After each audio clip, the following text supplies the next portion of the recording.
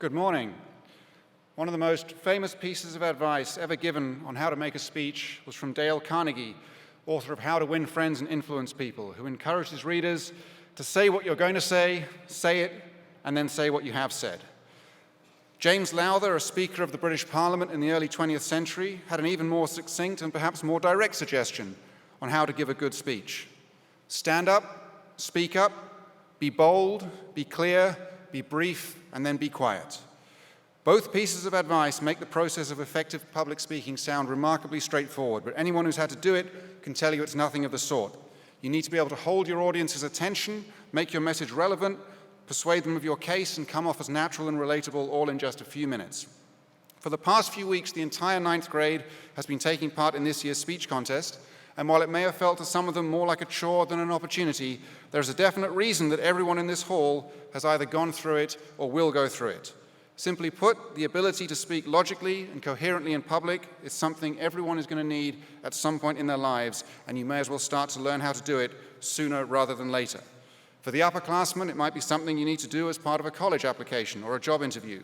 For junior schoolers, it might be an assembly announcement or a poetry recitation. And as the weekly audience at MBA assemblies, you also all intuitively know how challenging it can be. Every week there are people standing up here at this podium trying to give you a thought-provoking speech in a few minutes, and you all instinctively know which have succeeded and which have not. It should therefore not be news to you that this skill is one that can be a challenge for a 40-year-old as much as a 14-year-old.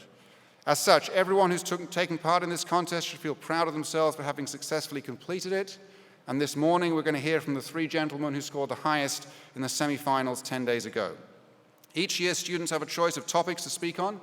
This year, the choices were authorship and agency, free speech, privacy, and accountability. And you can compare these to some of the previous topics on the slide.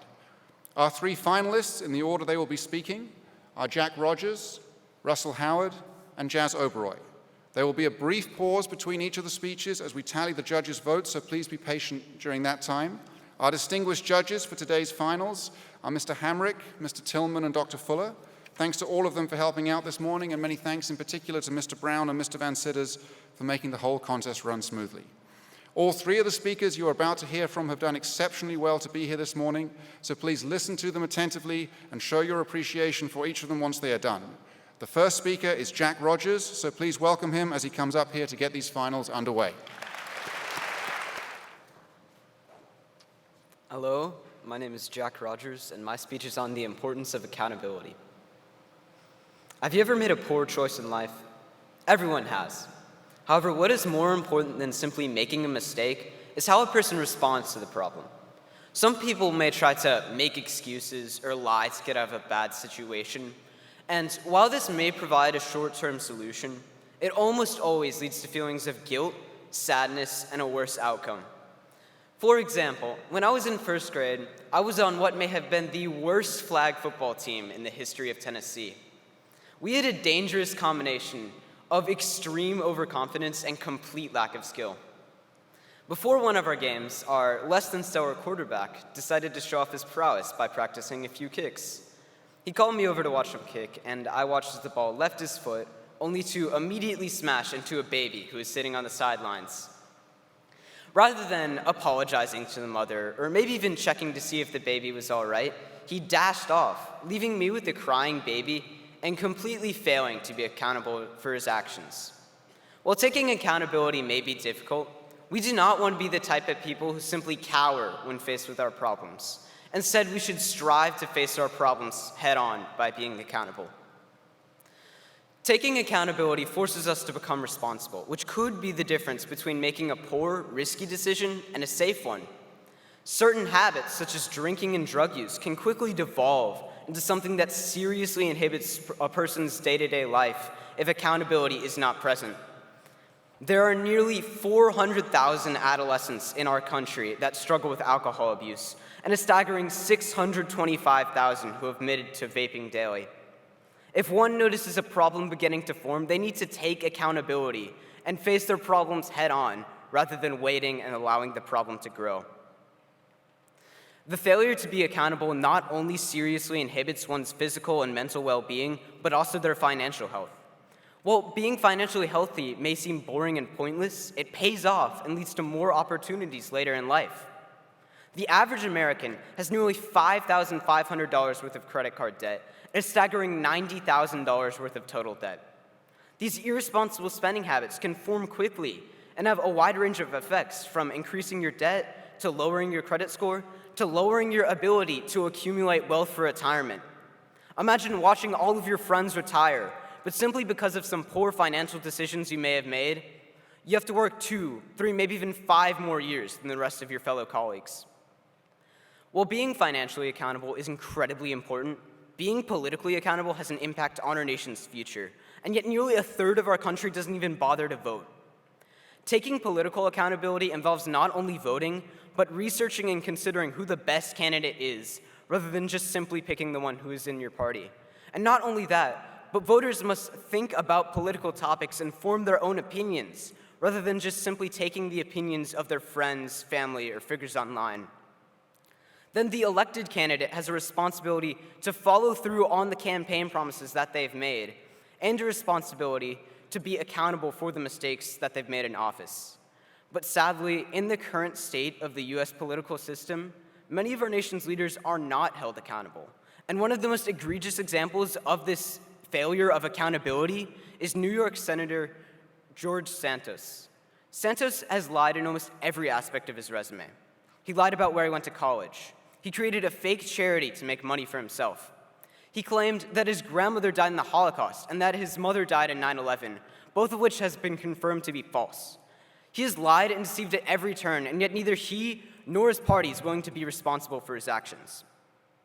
Now, taking accountability may be difficult, but we will all make mistakes in life, so it is of the utmost importance that we learn how to do it. And many of these mistakes may lead us down a dangerous path, but taking accountability for our actions and learning from them will always improve the quality of our mental being and life. As the wise sage Dwight Schrute once said, "Whenever I'm about to do something, I think, would an idiot do that? And if they would, I do not do that thing." However much we may try to follow Dwight's advice, we will all make mistakes. And when we inevitably do, it is important to be accountable. Thank you.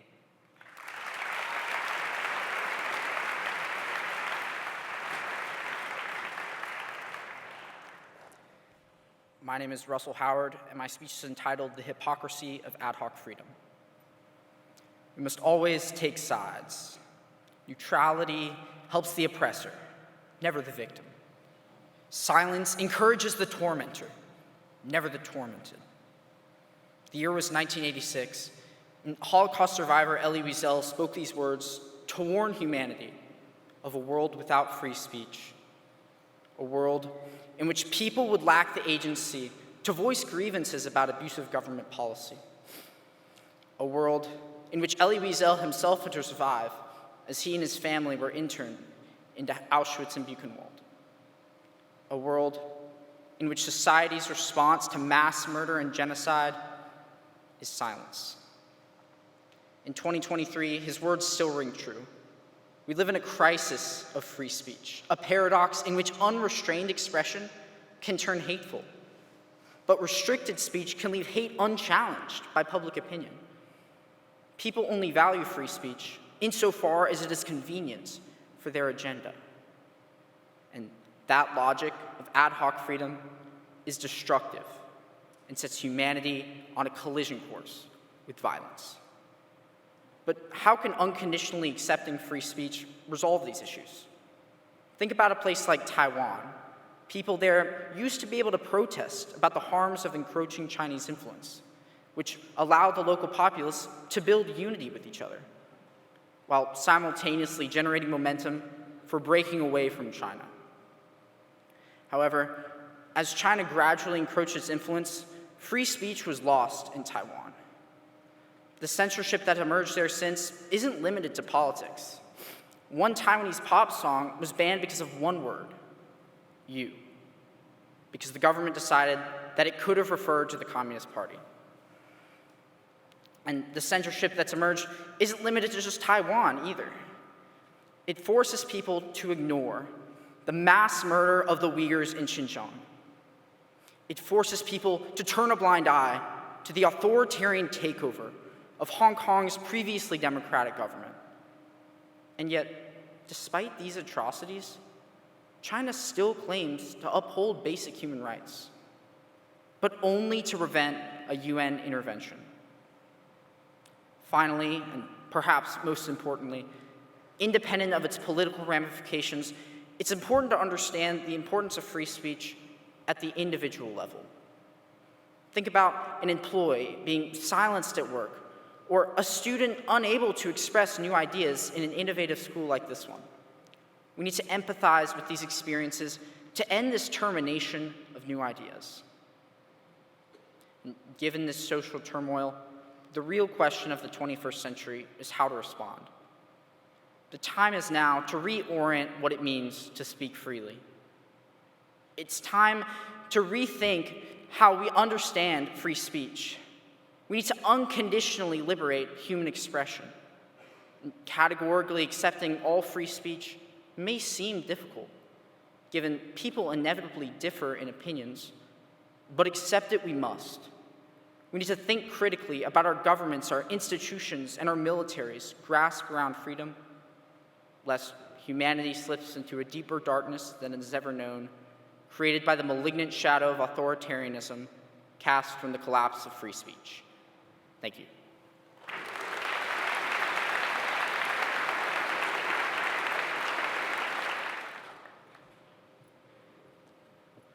My name is Jazz OBrien, and I will be talking about the importance of agency. Recently, we all saw the devastation caused by the earthquake in Turkey and Syria.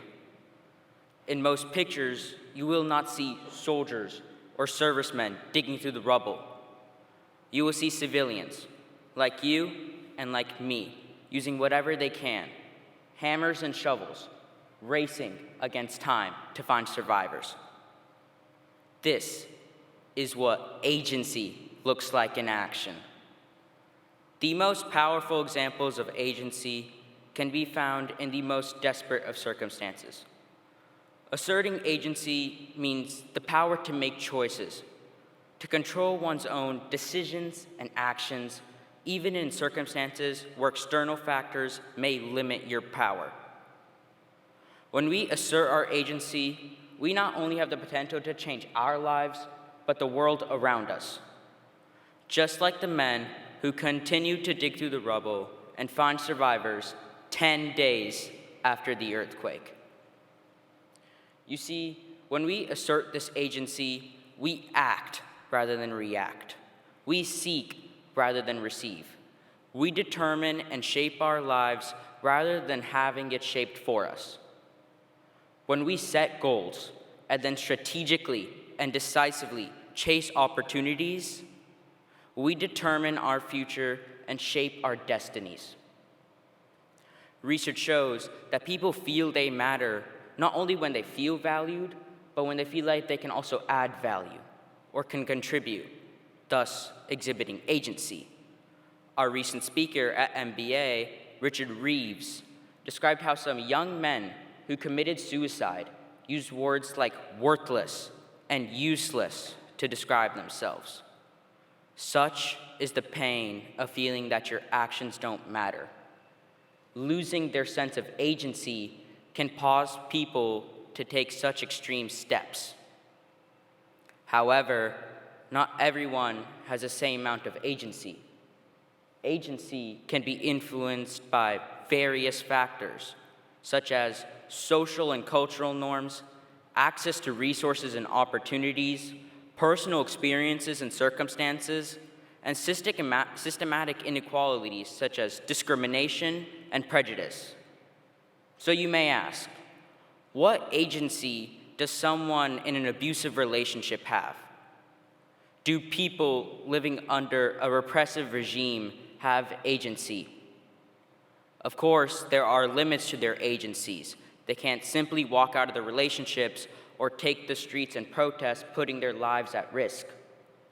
But even in such difficult circumstances, we can choose to not give up, to preserve our hope and be resilient. Because when all the odds are stacked against you, the act of surviving itself is asserting our agency.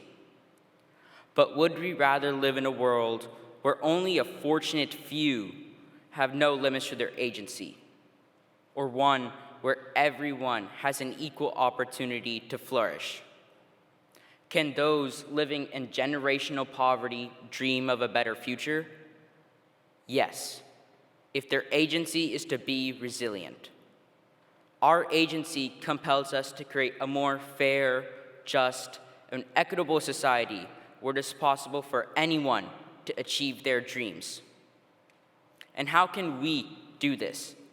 By standing up for what is right, by building alliances for social change, by promoting equality, and by simply treating others with kindness and respect. So, gentlemen, I encourage you to practice your agency today itself by becoming a more honorable gentleman, a passionate scholar, and a relentless athlete. Let us seize opportunities, let us assert our agency, and let us work towards a better future where the me thrives among the we. Thank you.